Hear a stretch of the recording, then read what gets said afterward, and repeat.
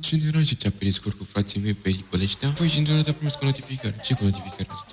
Sunt conectat la internet non-stop, non-stop, să fac bani ca un robot, robot păcălesc. Nu se laudă de la toate, eu mă laud numai cu tine. Nu e bine niciodată să-și mecherești fraierul. Îi umbli un pic la minte și...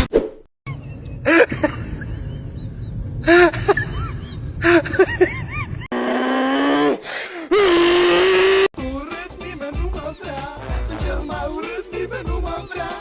Mai urât nici că s-ar putea. Hai să o ardem ca la disco, hai gagico, mișco, mișco, hai gagico,